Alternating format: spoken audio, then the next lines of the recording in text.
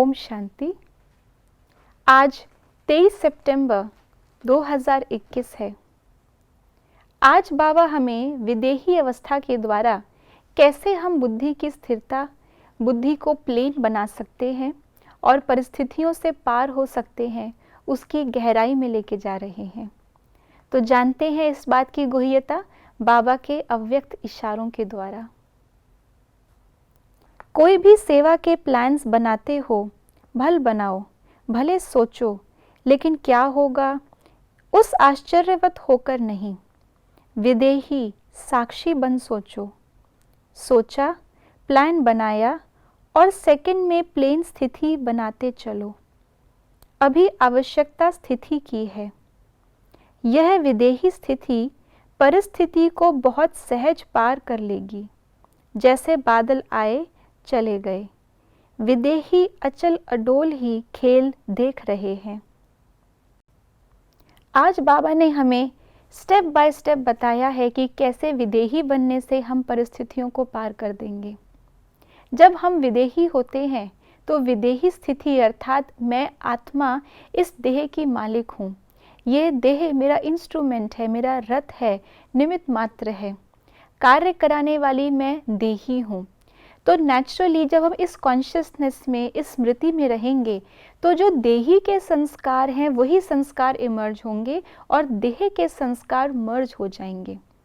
जो भी आज हम देखते हैं, पुरानी दुनिया, पुरानी जो भी संबंध है हमें अपनी तरफ खींचते हैं, वो इसलिए क्योंकि हमारा उससे देह का लगाव है।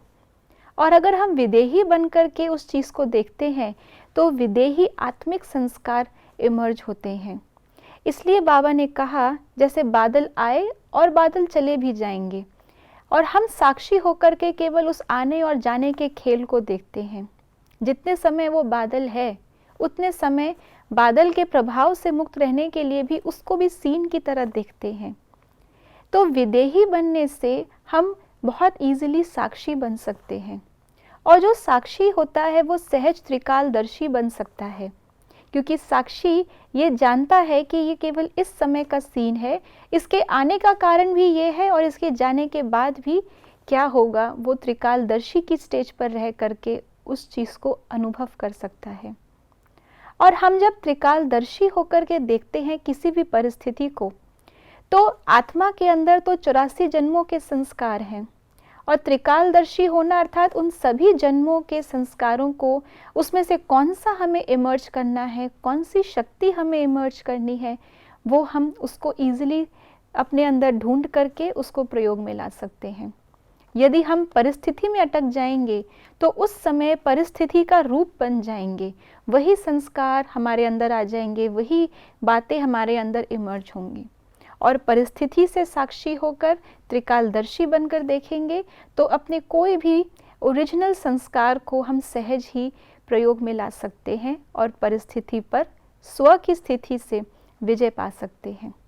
इसलिए बाबा ने कहा कार्य व्यवहार में आना है, प्लान बनाना है, लेकिन अवस्था हमारी उस समय पर आश्चर्य की नहीं, लेकिन ज्ञानी, साक्षी, विदेही, त्रिकालदर्शी की हो।